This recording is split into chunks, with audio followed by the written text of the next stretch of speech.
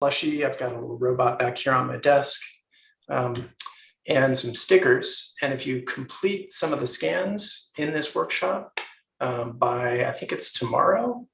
Yeah, by tomorrow evening. Robot back here. Yeah, that robot's pretty sweet. So if you complete it by tomorrow, then you're entered to win one of these swag packs. I'm Zachary Conger. I'm a senior DevOps engineer for StackHawk. I've been doing this for a long time. I work a lot on software development, automation, testing, and observability. And in my free time, I like to play some music, ride bicycles, and take photographs. I have one photograph on my wall, can't see it. It's of the moon. As I said before, please do join the Discord channel. There's a link to that Discord joining link thing in the Zoom chat, but we want to do most of our chat in Discord. We're going to have helpers here. They'll help anybody out who's got stuck, so please raise your hand if you've got questions. And again, the prerequisites for this are Docker and Docker Compose. If you have Docker downloaded and installed, please go ahead and Docker pull StackHawk/Hawkscan. We'll copy that into the Discord. This is a pretty big image, so go ahead and start downloading it now so that when it comes time to scan, you've got it.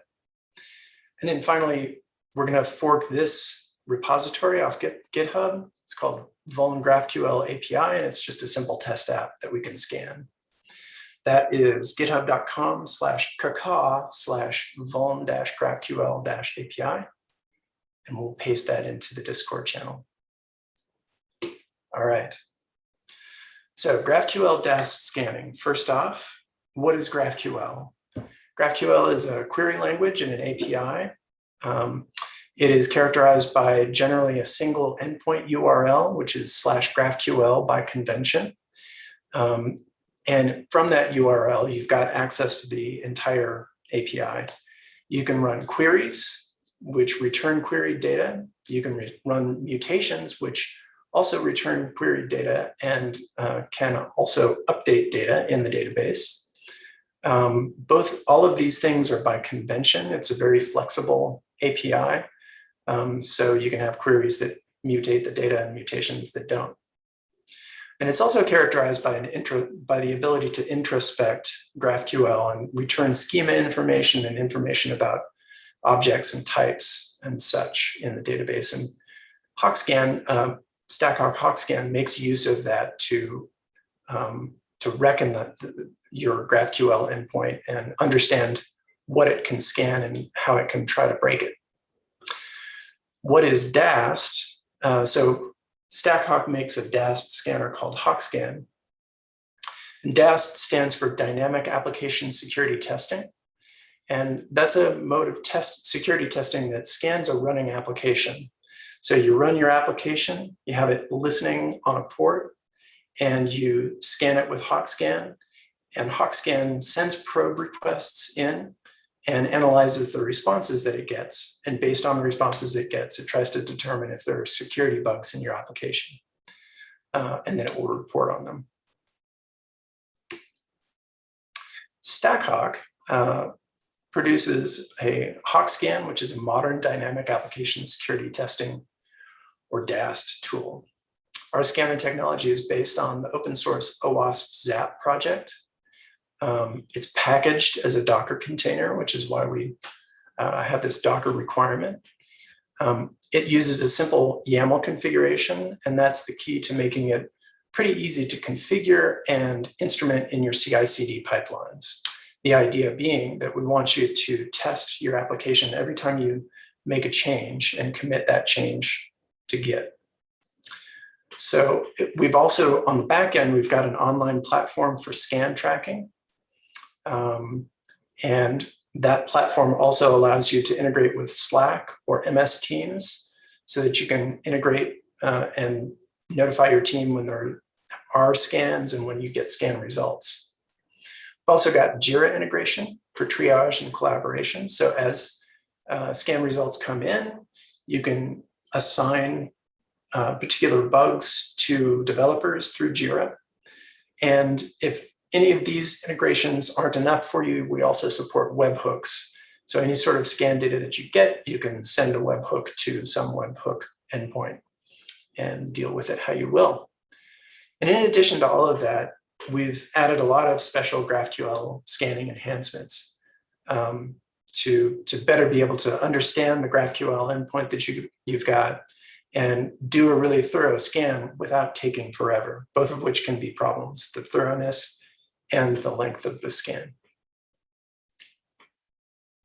So let's get started. The first thing I want to do is fork the Vuln GraphQL API repository in GitHub. So that's here at github/kaka/vuln-graphql-API. And we should be getting that into the Discord chat. Here, I'll just paste it in. There we go. Oh, I'm sorry. You already got it. Never mind. Thanks, Rebecca. All good. All right, so if you've never forked a repo before, this is a public repo and you can just fork it, which will make a copy into your own organization. So hit the fork button and I'll fork it into my zconger organization.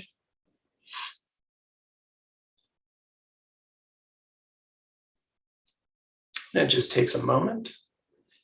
And then we're going to go ahead and clone this down to your own workstation. You can use HTTPS, you can use the GitHub CLI, desktop, whatever. I use SSH, it's just how I'm set up. We will also be pushing back to this repository. In the end, if you want to participate in the GitHub Actions CI/CD integration portion. Otherwise, we're going to be working mostly locally on our own workstations.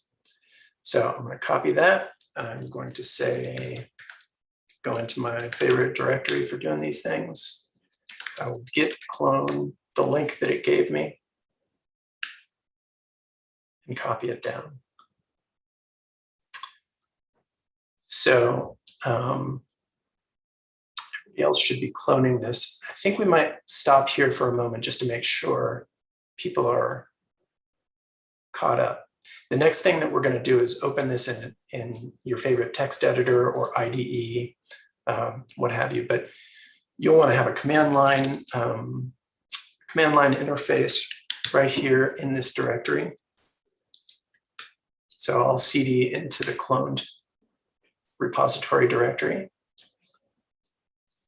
And I think maybe, Zach, let's pause for a second, make sure everybody's been able to fork that repo. If you are in the Discord with us, go ahead and like this git clone post so we know you've been able to clone that repo. I'll go ahead and drop in the first thumbs up. So just go ahead and click that when you've accomplished this step and you're ready. We want this to be really interactive and hands-on. So we're going to pause, make sure folks are ready before we move on to the next step. And that way you can kind of keep up with us throughout this entire session. So we'll give it, folks, just a couple more minutes so we can get that set up. It's the most important step, I think. Yeah. Getting this repo cloned and in place. So we'll wait just another minute here. And then for those of you that have joined late, I'm going to post that Discord link in the chat once more in case you'd like to join us there. That's where we'll be sharing all these copy paste configs, and we'll be gathering interaction to make sure everybody is ready before we move on. Cool. And I'd like to add another convention too. If we're on a step and we're doing these thumbs up votes, give us a thumbs down if something's not clear, and we'll make sure we can address it. All right, I think we've got pretty good participation here. Okay, so let's go back here. So we've got it. So you should have it open in your favorite IDE at this point. And if your favorite IDE is VI, that's totally cool. We can do that. There's one script in this repository that I'd like for you to run. It's in the scripts directory and it's called workshopprep.sh. And that is going to delete all of the canned configurations that we have in here. So we've got a couple StackHawk configs and a GitHub workflow. And I want to just delete those. So scripts, workshop prep.sh. So those are all gone.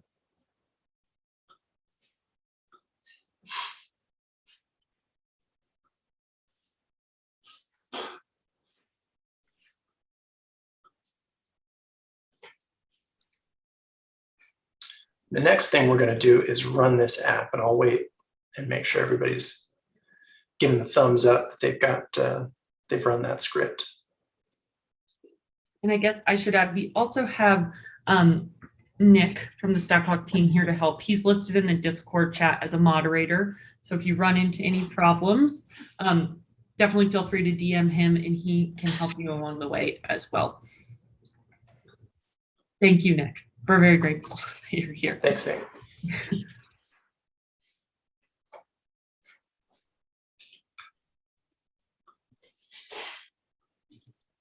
Right. Looks like just another couple more minutes, Zach, as we get that directory cleared up. So again, once you've cloned it down, you're just going to cd into that directory, run scripts workshop prep.sh. We should be all set.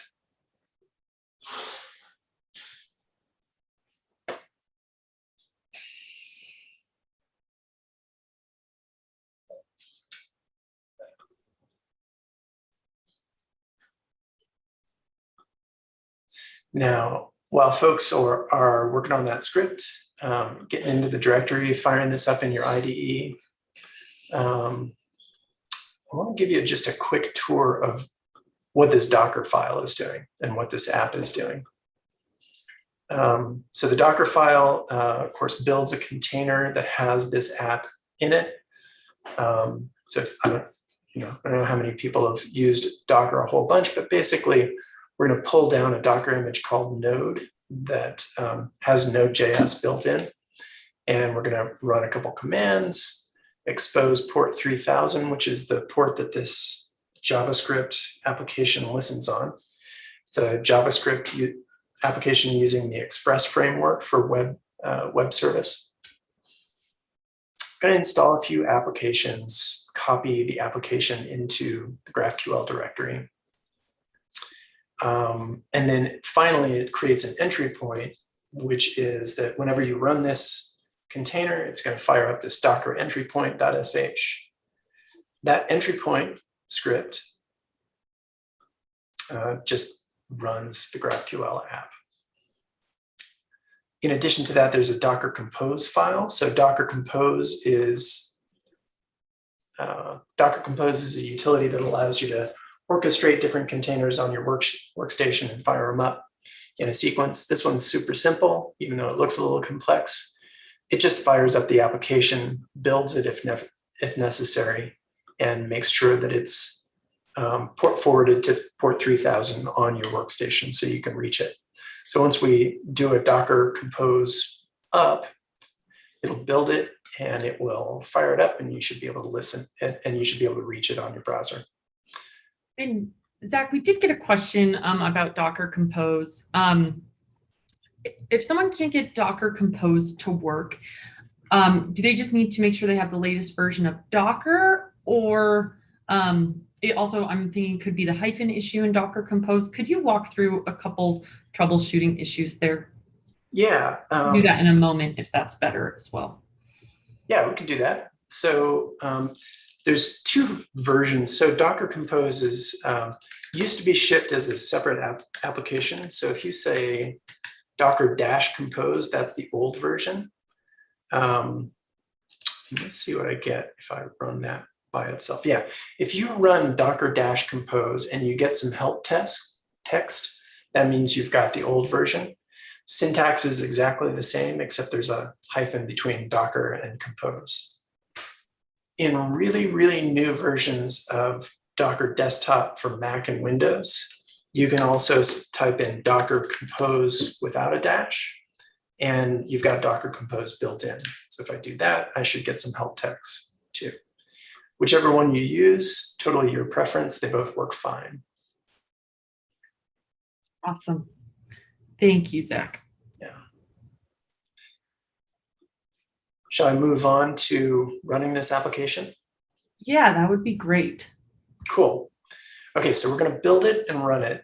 First, we want to export the environment variable server underscore port equals 3000. So that's going to tell Docker Compose that's the port that you want it to listen on. And then we'll run Docker Compose up -- build to build the application in the container, and -- detach so that once it's up and running, it's going to give you your command line back so you can run other commands. We'll want the command line back so that we can run hawkscan. So I'll go ahead and run that now. Oops. So we'll say export server underscore port equals 3000.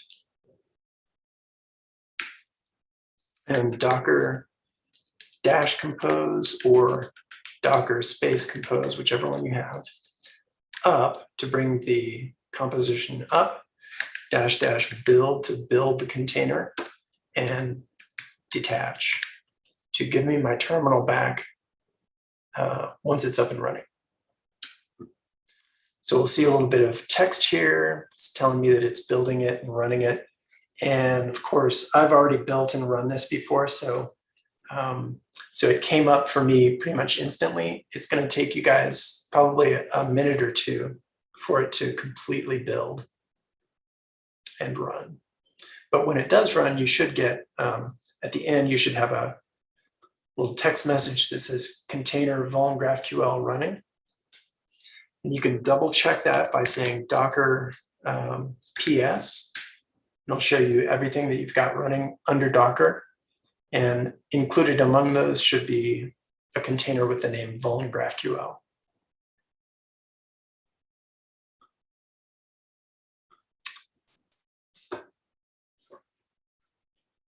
All right, so I've got mine up and running.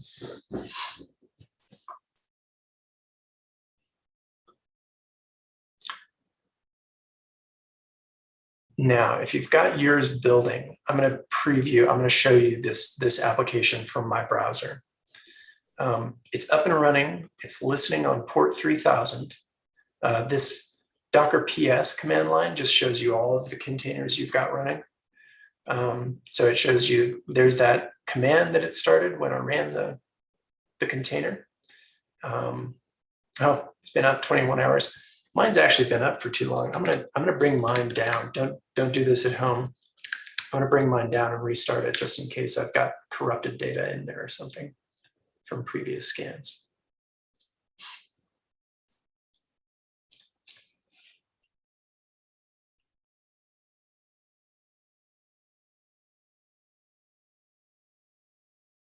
Okay, and then I'm going to run Docker Compose up, build, detach one more time, and this is just me cleaning up my own workstation.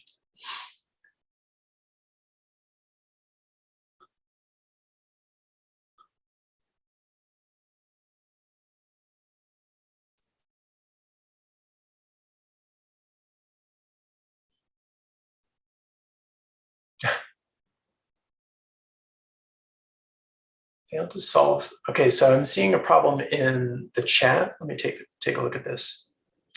Load metadata for Docker IO library node latest. Failed to solve a front-end Docker file.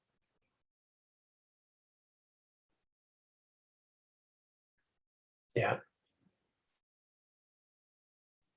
Yeah, so probably what you need is this line right here. Export server port equals 3000.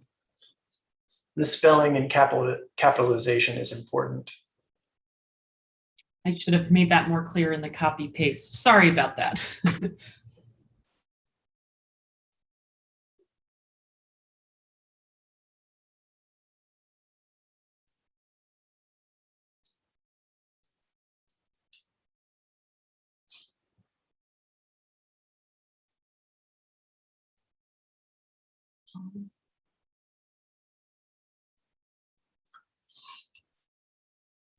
Yes, so the README, Cyan noted that what you can do, you can run Docker Compose up and you can say, ahead of it, you can say, you can put it in line here. can say server port equals 3000 and then run your command on into the Docker Compose up. But I wanted to go ahead and set the server, export that server port equals 3000 because I think it's going to come in handy later if you need to restart your Docker Compose.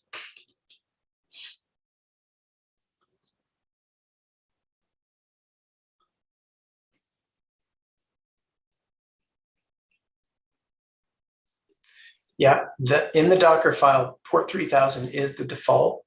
I'm not sure why, but with the new version of Docker Compose, that default actually works. In the old version, some of the old versions, it doesn't seem to work. I still need to troubleshoot that.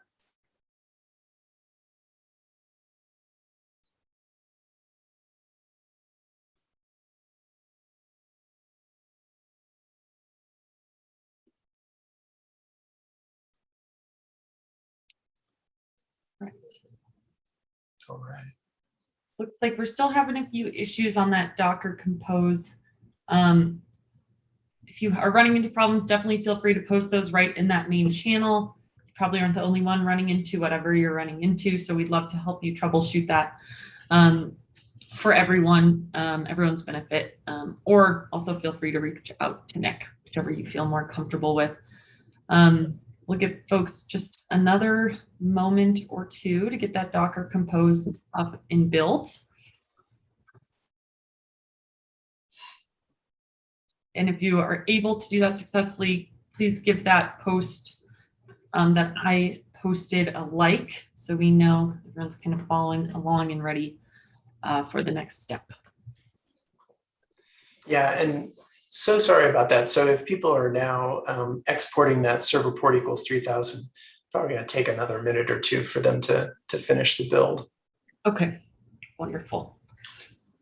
While that's building, and for those of you who have finished building and it's up and running, should now be able to browse to localhost port 3000, and it's plain text, not HTTPS. And it should pop you into Graphql by default. And what you should see, interesting. What you should see here is a built-in query that you can run. I don't know if this is just my problem or others are going to see this. But it doesn't matter too much. We don't really need to mess with this application too much. Normally, there's a built-in query that should come up. But the important thing is that you should get popped over to GraphQL. And if you just run an empty query, you should get an error that indicates, yep, GraphQL is running. If you have some text in here, there should be a text query that basically demonstrates a remote execution vulnerability. It'll print out the password text file. All right.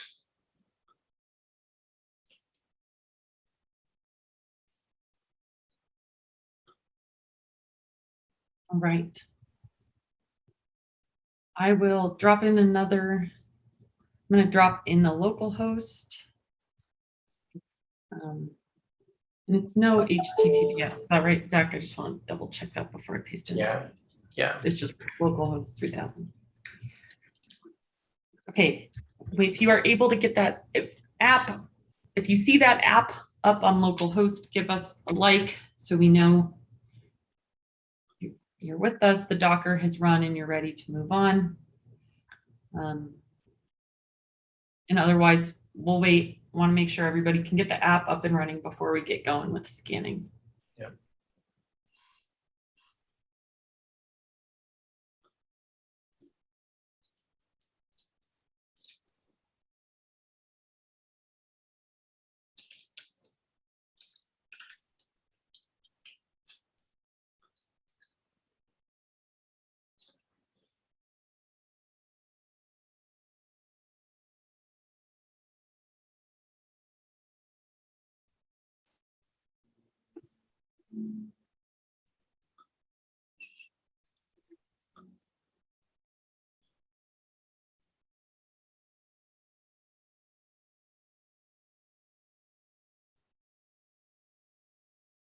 All right. I think, Zach, can we go All ahead right. to the next step? Shall we? All And right. again, I just want to reiterate, Nick is here. If you need any help, reach out to him directly and he can keep progressing you through this workflow we just went over. Cool. So yeah, hopefully you guys are getting this. And it's not totally important that this all works. Maybe something happened to the repo. We just need to have an app up and running that speaks GraphQL, and that's what we've got. But some of you at home should be seeing this mutation query, and then the results from running that query is that it prints out the password file for the container, which is obviously terrible and a vulnerability. So moving on to the next, let's run our first Hawk scan. And for this, we're going to pop out to app.stackhawk.com. And in there, we're going to go through the getting started flow to create a simple configuration file. And then from there, we're going to try scanning our vulnerable GraphQL API, which we have running locally on our own hosts. So I'll just pop out right now to StackHawk. And when you hit app.stackhawk.com, if you don't have an account yet, you'll be presented with this screen, and you can sign up for a new account down here. So I'm going to use my Google credentials. You can use your GitHub credentials, or you can enter your own, you can set up your own username and password and save those credentials with our system. This step takes a little bit longer. Google and GitHub are really easy because they just write off your current credentials. So I will use my z@econger.com account in Google to create a new account.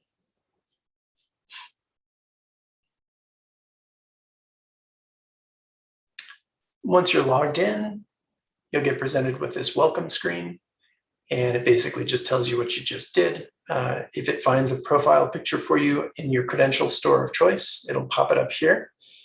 It'll let you know that we gave Google access, or we gave StackHawk access to your Google credentials. And you can set the name of your org up here if you prefer some different name. I'll just go with the default Zachary Conger's org.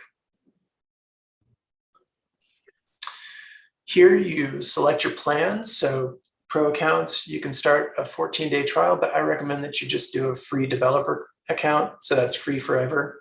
Allows you to set up a single application.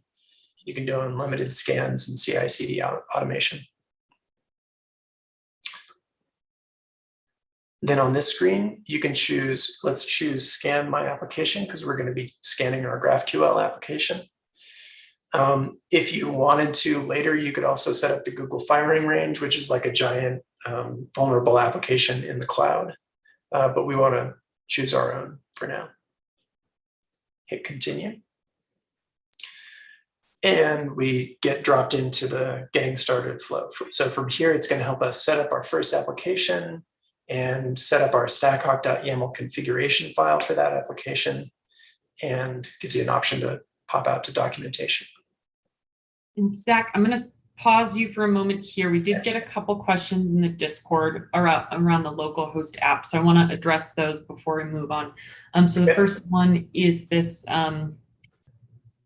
not starting in localhost. Would you be able to down one? Yep. Let's see. Oh, GraphQL standard init exec user process caused no such file or directory.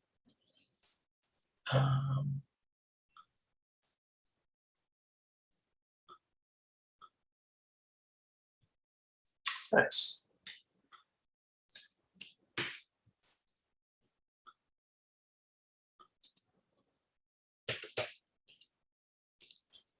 Does that work? No. Paste this in here. So that's the query notation. And then down in the down here in the query variables, you will need that query. Oh, looks like somebody's already run the scan.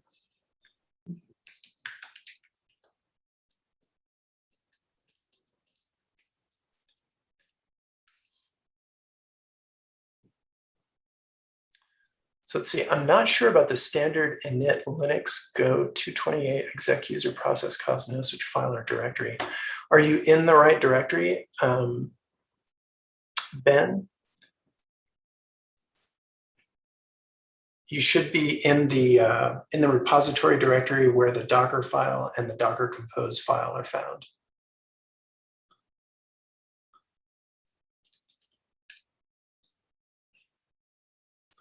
Let me see what I get if I'm not in the correct directory.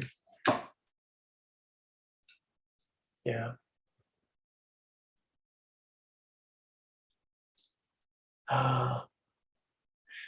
Ben, can you try docker build dot? I think that's the right syntax. Yeah.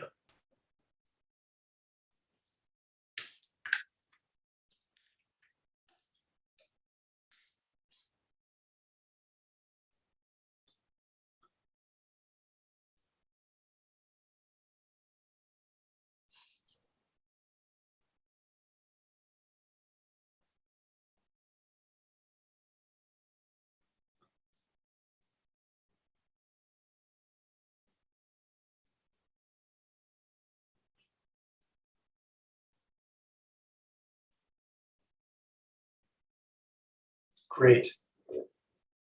Let's see, I think then, let's see what the manual Docker command would be to run this application real quick. I'm going to stop my Docker compose assembly.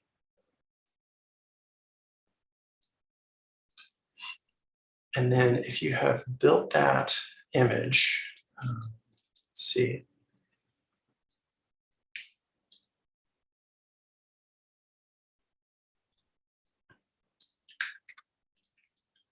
So if you do a docker build dot, I think I would use this one. Let's see, what do I need? -P to publish, port 3000 to 3000. And then that hash, I believe, should work.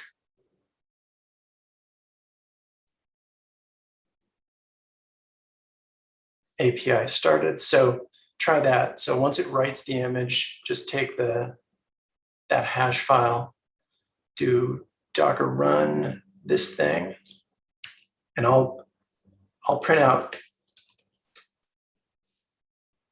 what I entered, but your hash is probably different than mine.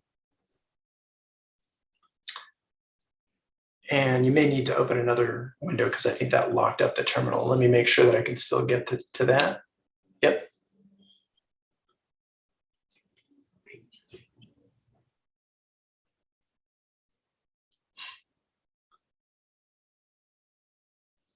Going manual.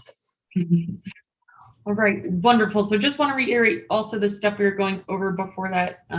Ben, hopefully that worked for you. Make sure you head to app.stackhawk.com. That's where we're going to be running the scans out of. So once you have that app up and running, that'll be the next step for you. And if you have been able to create that, give it a like so we know you're following along with us and we're okay to start the scan. Exec user process caused no such file or directory. Huh. I am not sure what that issue is. All right, Nick, maybe you can run with Ben on this one.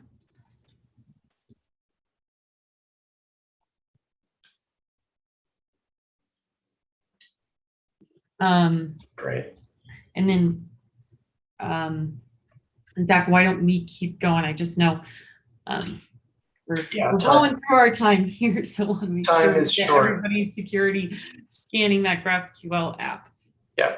Well, thanks everybody for bearing with us. This is the first time we've run this workshop, so definitely getting some great feedback here. But let us continue. Thanks, Nick, for working with Ben. So let's see. We've gotten to the point where we're running the application. Hopefully you've logged into StackHawk.com and we're starting the get started flow. Hit get started. First thing it gives you is your API key, so you should save that somewhere safe. I just copied it. And you can stash that in any text file. Actually, if you do this set of commands down here, and if you're on Windows, you can use the PowerShell commands. But on Bash, copy these two commands, and what it's going to do is create a .hawk directory in your home directory and echo this line into a file in that directory. So basically it's setting up an export hawk API key equals the key that you just set up, and it's going to drop it into a file .hawk/hawk.rc. So I'll copy that and I'm going to open up another shell here. Paste that in so it makes my hawk directory and copies this line into it. And then I already had a hawk directory, so let's just make sure that my file got populated properly. Hawk.rc. And that's the key that I just copied in.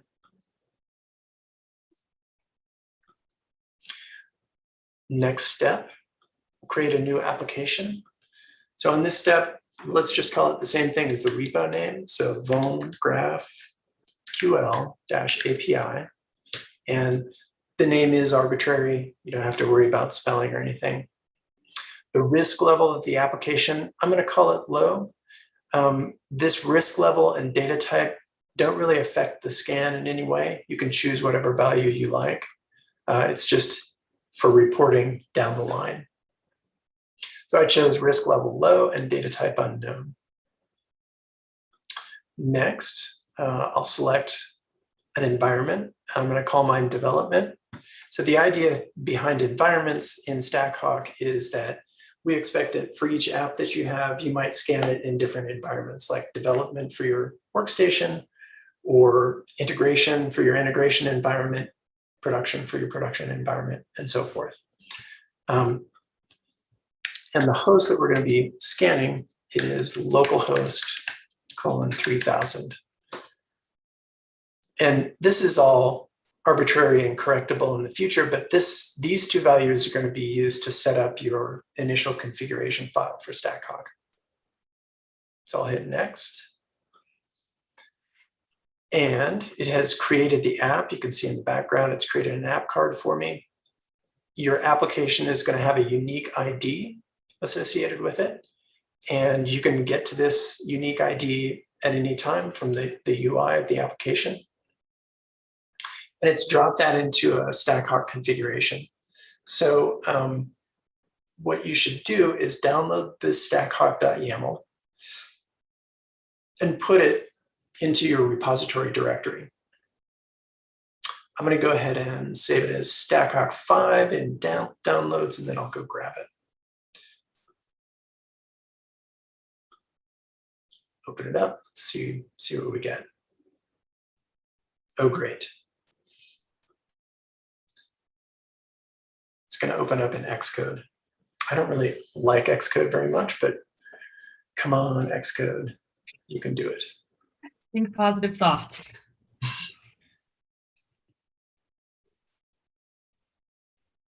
There we go. All right, so you get this giant file, and it's mostly comments. And the idea about the comments is this is supposed to let you know a lot of the options that you can select. But really, all we need for today are these top 3 functional lines in this StackHawk.yaml file. I'm going to copy those. So we've got app. The app section includes your application ID, which is this unique ID number, the environment that we selected, which was development, and the host that we're going to be scanning, localhost port 3000. I'm going to copy that. I'm going to make a new file in my repository called StackHawk.yaml. You can call it anything you like, but by default, the scanner looks for this file. So that makes it a little bit easier when you run your first scan. We'll drop that in there. Just to simplify this a little bit more, I'm just going to pare it down to the essentials. And I'll copy this into the chat. But I want to note that this line right here is going to be your app ID that you got in your file.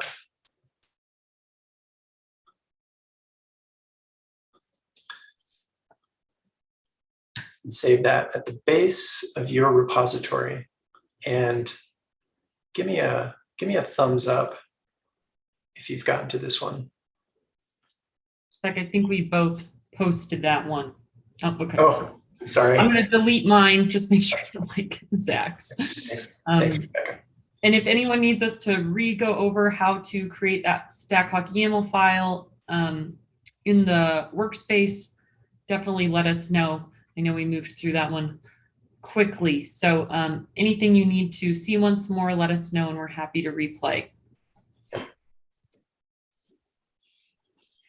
And then if you've gotten that, down at the bottom of this modal is another little copy-paste command that you can use to source the hawk.rc file so that you can get your API key exported as an environment variable called hawk API key.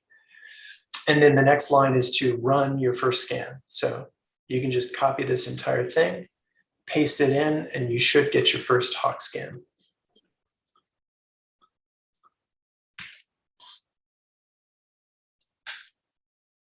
I'm going to go ahead and run mine. And if you haven't downloaded or if you haven't done a Docker pull of HawkScan yet, this will take a while to download the image because I think it's on the order of a gig and a half. It's got a lot of great stuff in it. Otherwise, you'll get this getting started flow here that shows that we're running the latest version of HawkScan 11.6 against this app ID in the development environment. We've got a unique scan ID that's been created to keep track of it on the platform. It found my configuration at StackHawk.yaml in the base of this repository, and it's scanning this host. It also says GraphQL false, and that's because we haven't told the scanner that this is a GraphQL application yet, but we will in just a moment.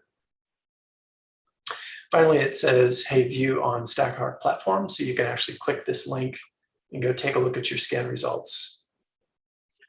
Perfect. And Zach, do you mind just dropping that command in for me, that Docker run command? Sure. That Discord so folks can run it.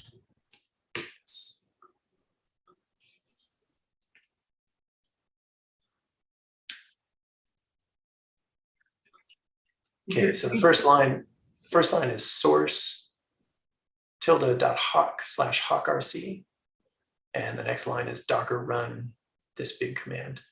So the Docker run command, just to walk through what this is doing, is Docker run obviously is to run a Docker container. -E is for environment variable. So we're sending the environment variable API key, and we're populating it with the HawkScan API key.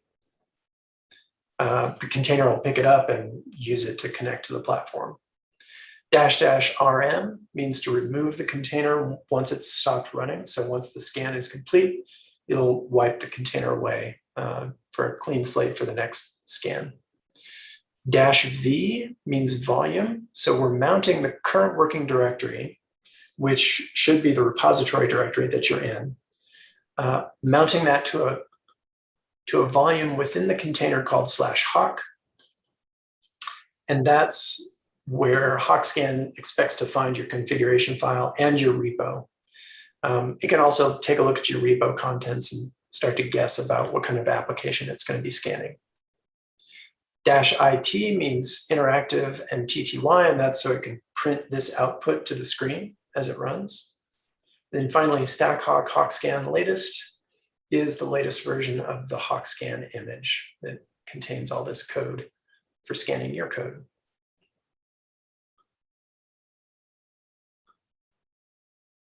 All right. Okay, so what errors are folks running into as we're kicking off this scan? It looks like a couple of folks have been able to run that Docker run and kick things off, but we'd love to understand if you're running into any problems that we can help you troubleshoot here as you get the scan going. Yep. Some of the common problems at this point would be, for instance, couldn't find your configuration file. That should be a simple fix. Or maybe you have a YAML formatting error. That can sometimes be common. Or you've got the wrong host. In some cases, we see on some platforms, like some Linux platforms, has a hard time getting to localhost. And if that's the case, let me show you a quick tweak to the Docker run command.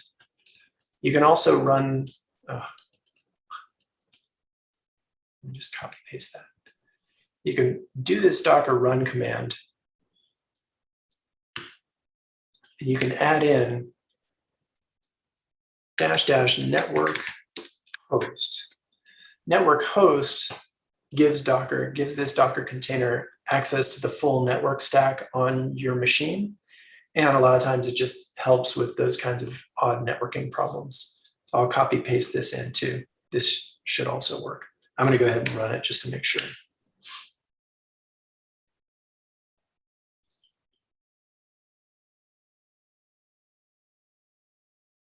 All right. Starting scan engine. I'll paste that in.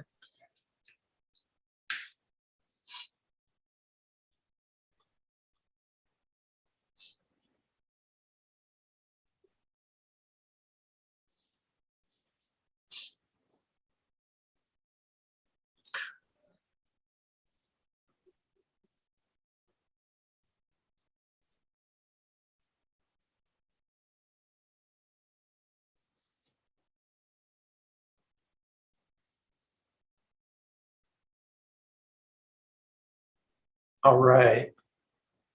How are we looking out there? Oh. Right. Well, why don't you go ahead and dive in, Zach, to the platform. Again, if you're running into errors, we'd love to help you troubleshoot, or if you miss steps in the YAML config or anything like that, please let us know to go back. We want to get everybody the scan completed, and we're here to help. So take it away, Zach. All right, we'll continue from here. So we've got these scan results. We can go view on the platform. Let's take a look at that.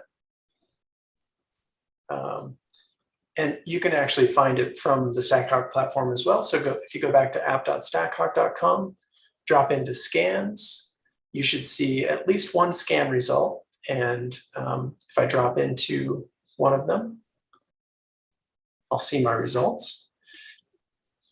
And basically what we're looking at here is all of the bugs that it thinks that it has found, including anything new. And then if you've triaged anything, and we'll look at that in a moment, it'll show them as assigned or accepted or false positives.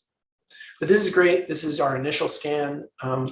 If you recall, it said it did not believe it had a GraphQL configuration. So let's go tell it that it's a GraphQL app that we're looking at. So we want to make these changes to our StackHawk.yaml configuration in order to let it know it's a GraphQL app. We're going to add a GraphQL conf section. And in that section, we'll just say enable GraphQL configuration and run operations of type query. So you can do queries and mutations. I'm going to say query here just so that we get stable results scan after scan. The default is to use both operations, both queries and mutations. And that's great in a CI/CD environment if you have a consistent database that you're working with. But a mutation, of course, is going to change the data in your database. And so what it can do is add data to your database every time you run a scan, and that can lead to longer scans and less consistent results, unless you always reset the database back to a preceded known standard before you run the scan. So operation query. going to set auto policy to true, and that's going to set certain flags in HawkScan itself, because it's going to look at your configuration and know that, hey, I'm actually scanning your GraphQL application, so I'm going to just change some internal flags to better scan that type of endpoint. Auto input vectors to true. This is also going to tend to favor probes that use posts and send JSON data rather than trying other kinds of probes that are more suitable for traditional web apps. And finally, we're going to set this Hawk spider base false, which turns off the traditional web app spider, because this is not a traditional web app. All of this is to basically tune this to scan a GraphQL application and not a traditional web app. So I actually got this copy pastable, and in the interest of time, I'm just going to copy paste it myself into the StackHawk.yaml configuration file. You just want this new part, the GraphQL.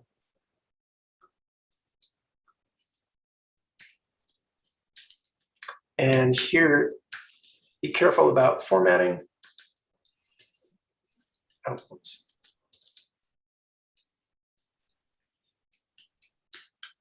This is what you'd like your final config to look like.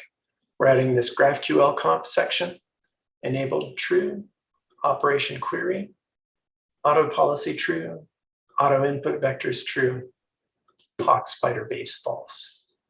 Save that. And you should be able to run the same scan as before.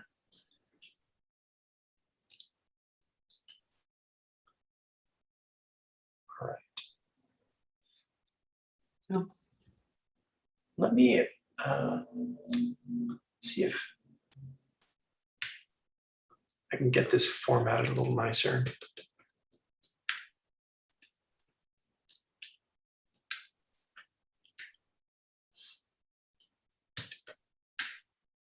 There we go. Thanks, Zach. I should have dropped those back to Zach.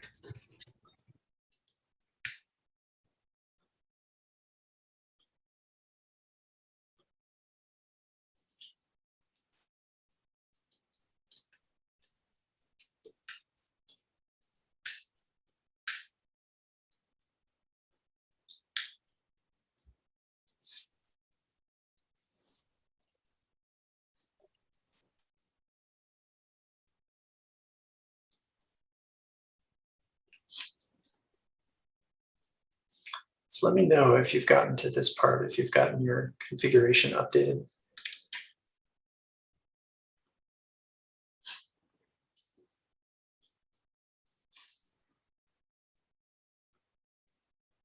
And if you have, then just run the scan again. I'm going to use the same command line as before, as for the initial scan.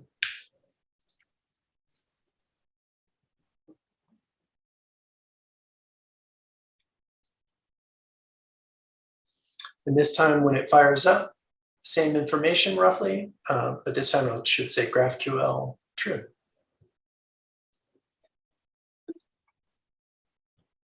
And when you pop over to StackHawk console and go into the scans section, you'll see that your scan has started.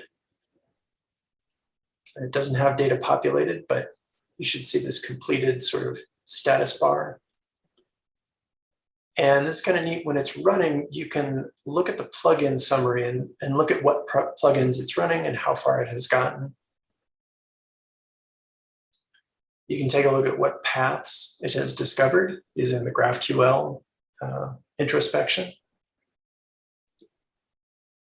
You look at the findings as they come up.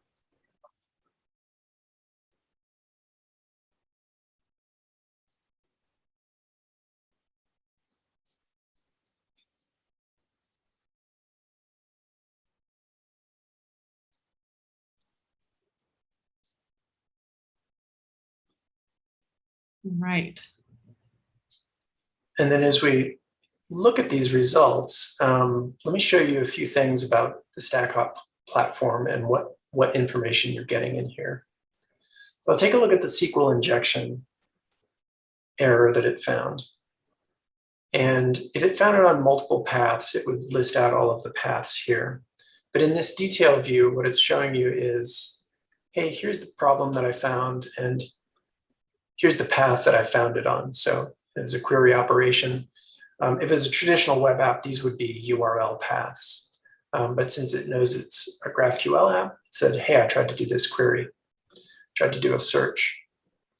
In this right panel, it shows you the evidence that it's collected for this issue. So it made a request. This is the query that it sent in. And this is the operation it sent in and the variable that it populated that operation with. And then this response tab shows you the response that it got. So it got a search result. You can also hit this validate button. And with that, you get a curl command that you can copy and paste into a command line window so you can see those results for yourself.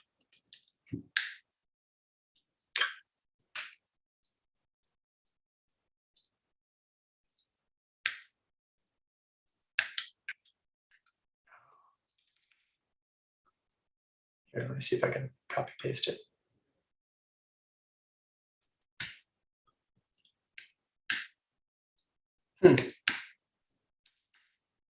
So sorry about that. What is my issue here? I think we have a formatting problem on that. Sorry about that, but we'll get this bug fixed right after this workshop. But essentially, if you're looking at a more traditional scan result, this typically works. So if I go back to my old scan and I just looked at one of these more normal requests, hit validate, copy that in, paste it in. That's what it's normally supposed to look like. And we should see the same results that the scanner saw. So in this case, what the scanner didn't like was that it found this access control allow origin star. And we've got the same result when I use the validated command. Going back to this scan result, another thing that you can do is you can check on this and triage the issue. So over time, as you're running scans, of course, what you ultimately want to do is address any bugs that it finds. So you can assign issues through Jira to developers, or if you feel that it is a false positive, you can say that here, or you can accept the risk. And as you do that, over time, you'll see, let me go ahead and mark this as risk accepted. Not that I would actually do that. This is fine. And then when you go back to the scan results, it will show up in this risk accepted column, and it will no longer show up in the new column. And this is a way of sort of keeping track of and triaging your applications. If you go to the applications view, you'll get cards for each one of your applications environments that you've run the scans in. And you can see this graph over time of what your scan results look like. So each one of these bars is one scan, and the bar is sort of a summary of the highs, mediums, and lows of the issues that it found. And so you can keep track over time of the sort of security profile of your application, how you're doing in tracking and addressing any bugs that you have. What do you think, Rebecca? How are we doing? That's most of what I wanted to show you about scanning a GraphQL application. What we've gotten to at this point is we've ran our first scan. There we go. Nice. Yeah. We've run our first scan, and we've run our second scan, which is more tuned for GraphQL. There's more GraphQL options, and if you go to docs.stackhawk.com, you can drop into HawkScan. Configuration has some segments on the GraphQL conf. So there's other parameters you can set here. So you can say, hey, if I've got an introspection endpoint, you can point to that. That's what we did. Or you can look at a JSON file that has your schema all printed out. You can choose different operations. We did query, but you can do all. And if you did this in a pipeline and you had a consistent database for every scan, I would do all, because mutations are really where a lot of the vulnerabilities in GraphQL can occur, obviously, since they're modifying data in your data store. Request method by default is post, but if for whatever reason you've set up GraphQL to respond better or be used more often with gets, you can change that. And so forth. You can set your introspection endpoint if it's different. You can also set your introspection parameters differently so that you can basically back off the number of requests per second that you perform against GraphQL, because a lot of people have rate limits set in place for security. So we can set the scanner to respect that so that you can get a deeper check. There's a lot of other options to StackHawk in general, such as authentication. So usually a GraphQL endpoint is going to have authenticated protected segments. So you'll want to get into the authentication configuration, which is a whole nother workshop. We've got some workshops for that we'll be doing in the future. I'd like to pause at this point. And I know that there's still a couple issues out there, and we're happy to continue working on those. I want to take a poll and see if anybody is interested in moving on to putting this scan into GitHub Actions.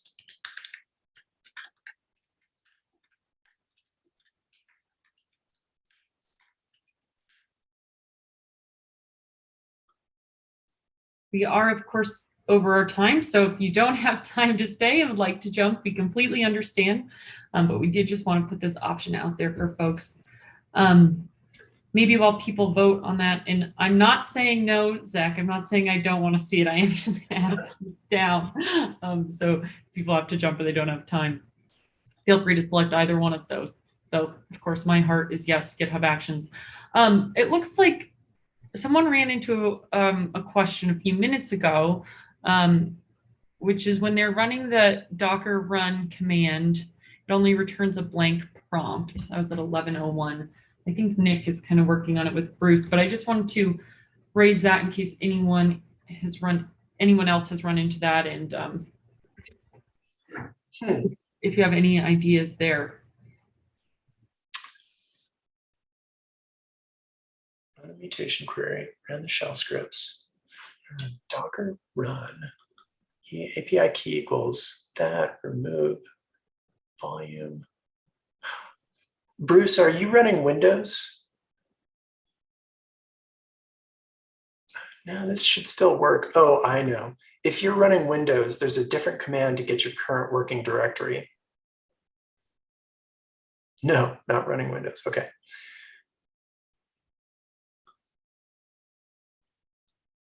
Let me try copy pasting this myself.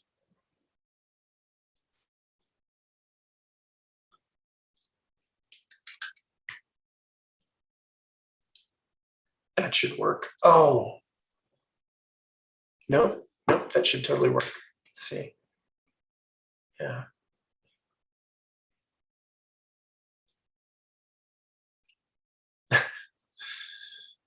Big Sur, okay.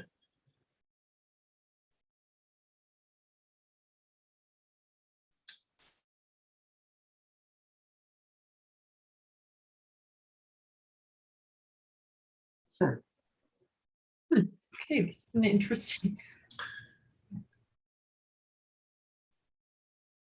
That's a really good one, Bruce. This is new. All right. Thanks, well, Stephen. Take care. Thanks, Stephen. So, Zach, since we are already over our time, why don't you dive into GitHub Actions? Nick and I will continue to work with Bruce.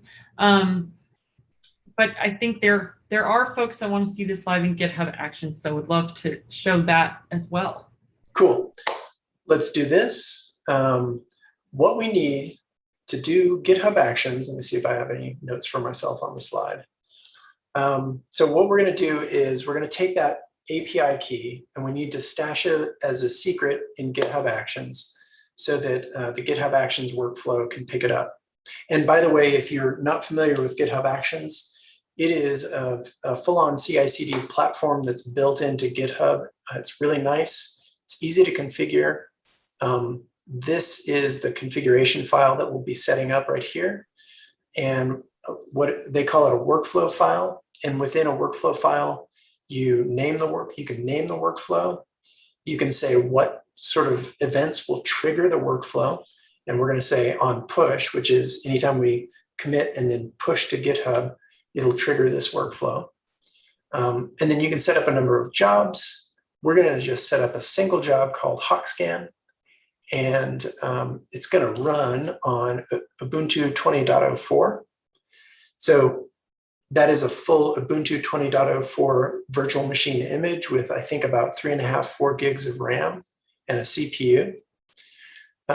So you don't have to worry about Docker and Docker stuff that some build systems have to contend with. This is a full virtual machine. And it's a well-appointed 2004. It's usually got all of the utilities that you're looking for. Within this job, we're going to run a couple steps.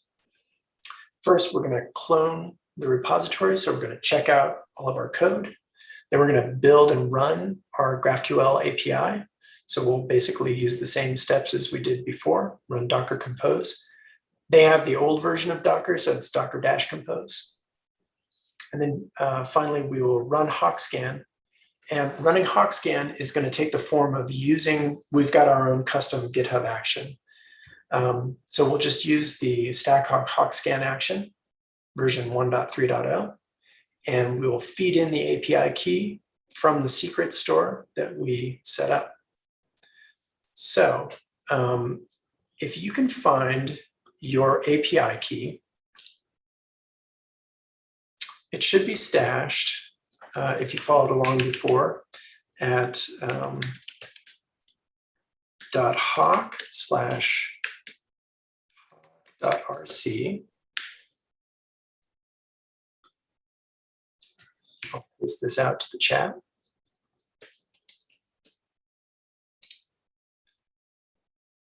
You can just take a copy of that key.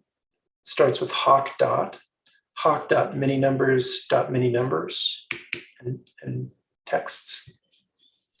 Then go into your repository. So I'm back in GitHub, and this is the repository that I've forked. Go to settings. And then maybe we give folks a minute just to run that cat command, just so we don't lose anyone as we kick things off in GitHub Actions. I'm going to react to your cat with a thumbs up. Folks that are following along and want to see how this runs in GitHub Actions, will you just let us know when you've run that, you've been able to locate your API key so we can make sure. Yeah.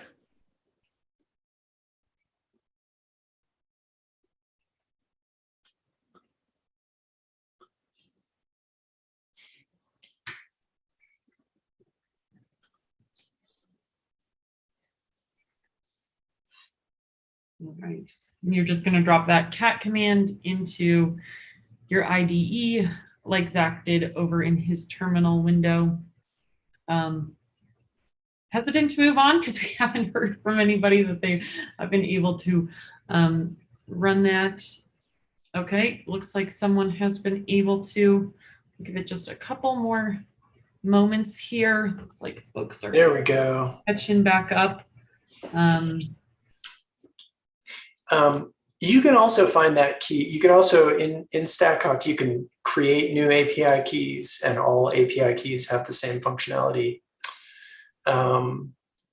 If you haven't looked for it already, you can find that API key, and it will actually usually show you just one more time. So you can go to your name in the platform settings and go to API keys, and you get one last look at your API key, and you can also copy it from there.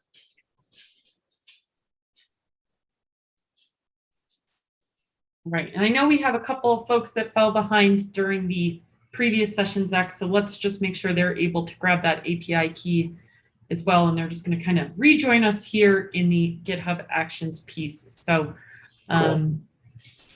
we'll give them just another moment. Thanks everybody for your patience here as we get folks set up.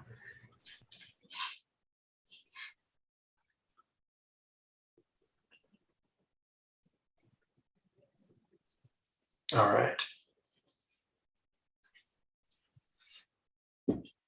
You know, Bruce, if you'd like to just move ahead with the GitHub Actions thing, yeah, you may find that this runs more consistently in GitHub Actions. We may not have the same trouble. yes. Okay. Sorry, Bruce. Thank you so much for your patience. Catch you on the flip side. Okay, so then I think let's go ahead and dive back into that. So once you found your API key, either in the StackHawk platform or from that IDE, make sure you have logged into GitHub again, back to where we forked that repo. And Zach, will you just show how to navigate to where you are once more when you're in the repo? Yeah, so from your forked copy of the repo, go to the Settings tab over here. And under Settings, off to the left, down towards the bottom, there's this Secrets section. And from here, you can add a new repository secret. And when you do, just call it hawk underscore API underscore key and paste your key value in there. And it should just be hawk.inscrutable text, and that's your key. Hit add secret. And then, again, just for time, I want to just copy and paste the command or the workflow in. So, oops.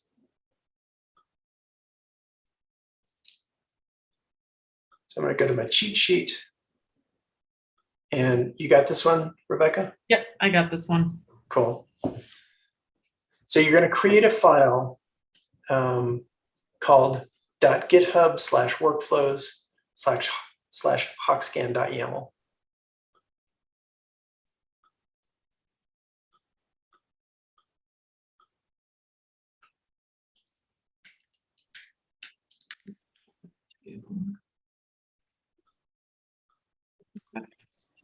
There we go. In there, let me copy this and make sure that looks good.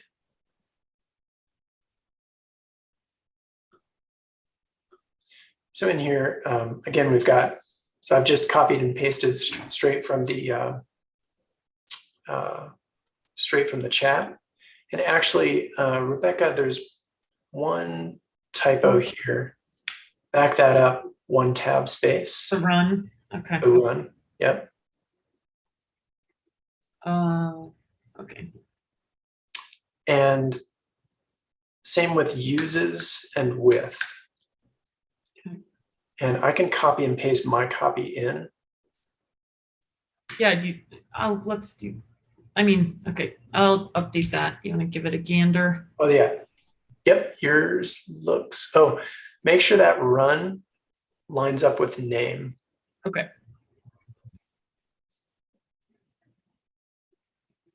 Oops.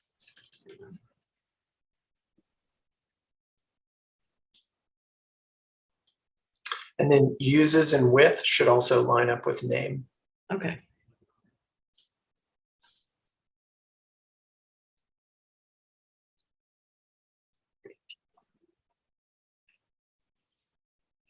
Perfect. Let me copy and paste that again.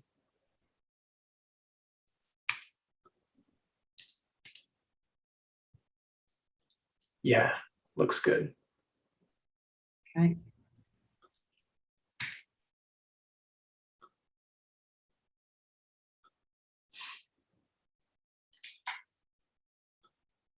Okay.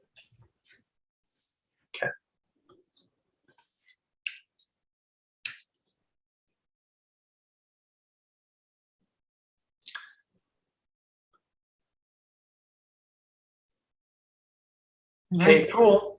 We got somebody already getting results. Ahead of us. Perfect. All right, Cyan, I'm going to try and catch up with you. So I've made all these changes. I'm going to say git add dot, and that will add everything I've staged into the stage for commit. And git commit, the message, changed things. And I'll do a git push. Oh, before you do a git push, check your repository, because once you've cloned this thing, if you head over to the actions section, yeah, I got this too. So when we cloned, or when we forked this repo, it already had some workflows in it. So for your safety, it's opting not to run them, but just click this big green button. I understand my workflows, enable them, and now we'll be ready to run our own workflows. Okay, with that done, now I'll do a git push. It's going to push my changes up. And since one of the triggers is to run this on push, my action should now be running. If I refresh this page, I get my workflow HawkScan is running. My latest commit was called changed things. Drop in here, you can see that HawkScan is running. If you click in here, you can see the detailed steps. So we've set up the job, that is to set up the virtual machine that it's running on. Clone the repo, so we got all the contents of the repo downloaded. Then build and run Vuln GraphQL API. So this is going to run that Docker compose command, bring up the application.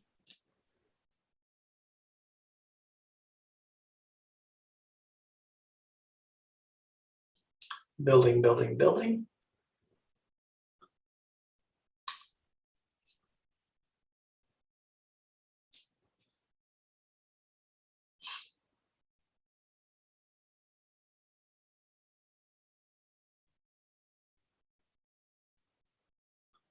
And then once that comes up, so we did exactly the same command, it's going to bring it up, it's going to build it and detach it.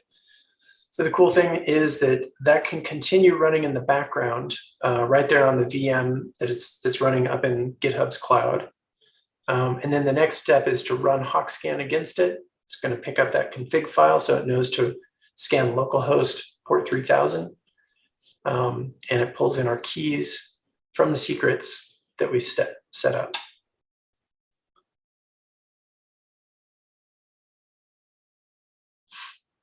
And this build takes a little while. I'm sure you've noticed as you built it on your own machine, so it has to do some compilation for some of the NPM packages.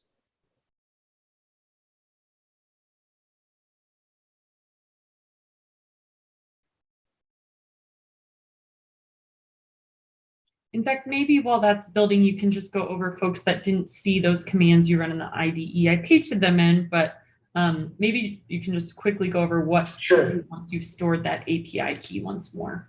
Sure. Yeah, that's exactly it. Also, before you do your git push, you do want to make sure that you've re-enabled actions.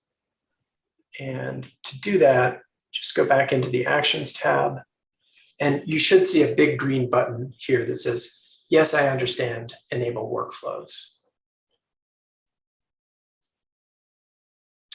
If you pushed before re-enabling, you can do an empty commit. That just looks like this. Git commit -am for add and message empty commit and -- allow empty. So this command will allow you to do an empty commit, and then you can do another push. So I'll show you that. I'll paste that in.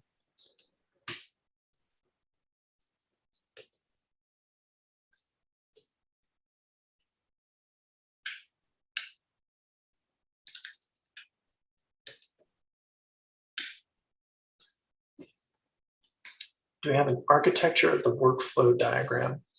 If you're talking about the GitHub Actions workflow diagram, I don't have a diagram of that, but in this case, it's really very simple. You've just got a single workflow, within it a single job, so you can just think of this whole thing, this whole workflow, as 3 sequential steps.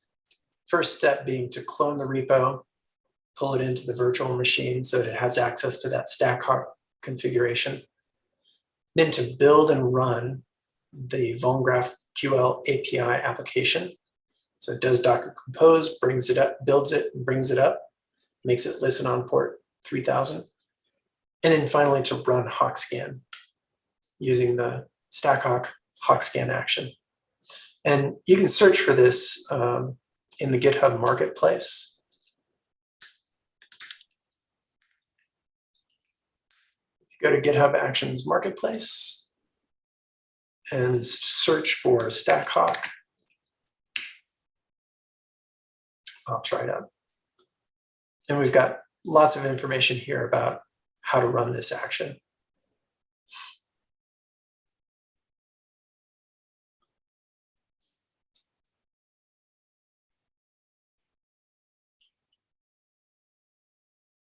Something that points from and to GitHub, Docker container, application location, etc.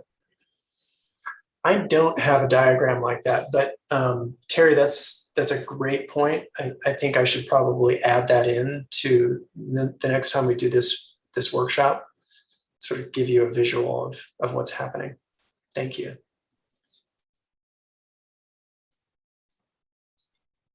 Okay.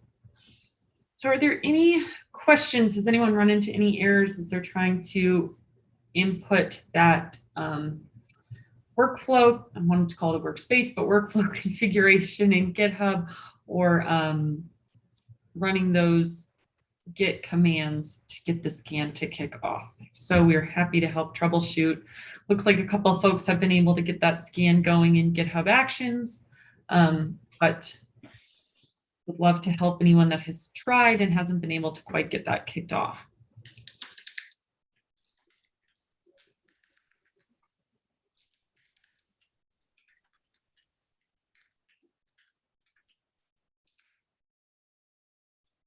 I just posted the question in the Discord. Who's got it working? And if you don't have it working, let us know. Happy to help out. Get you over the hurdle. GitHub Actions is really an amazing workflow tool. It's come to be one of my favorite CI/CD platforms, and I've worked with a lot of them. It's fast and reliable, and the Actions Marketplace, they've made it really easy to develop plugins. GitHub Actions for StackHawk. Oh, yeah.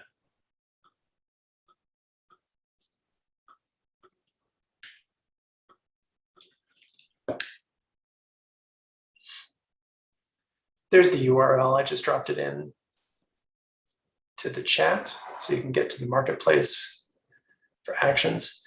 But yeah, one of the great things that GitHub has done with GitHub Actions is to make it pretty straightforward for developers to create new actions so that it exposes lots of different products and utilities and makes them very easy to add to your pipelines, which is one of the reasons I really like it. Well, I think that's about what we have. Thanks to everybody for working with us through the rough patches. We got a lot of feedback from this workshop. It's the first time we've run it, and we'll definitely do a retrospective and make sure that next time we've ironed out some of these bugs. And I really appreciate everybody that worked along with us to get through it. And we will be sharing, actually here in just a moment, we'll share a recording of this session. We will share the slide deck, and we will share the cheat sheet so folks can come back and revisit. Zach, myself, Nick, we're all available there in that Discord to help you get answers to any questions you might have. Just as a reminder, we are running that swag giveaway. If you're able to run a scan in the next 2 days, we'll enter you in that by default. So anything we can do to help support you along the way, please let us know. We want to make sure you're successful kicking off those GraphQL security tests. So thank you, everybody. Thank you, Zach. Thank you, Nick, for being here. And we hope everyone has a great rest of your day. Yep. Thanks a lot, everybody. I will post all the cheat sheet details to this Slack channel or to this GitHub channel. Sorry, to this Discord channel. And thank you.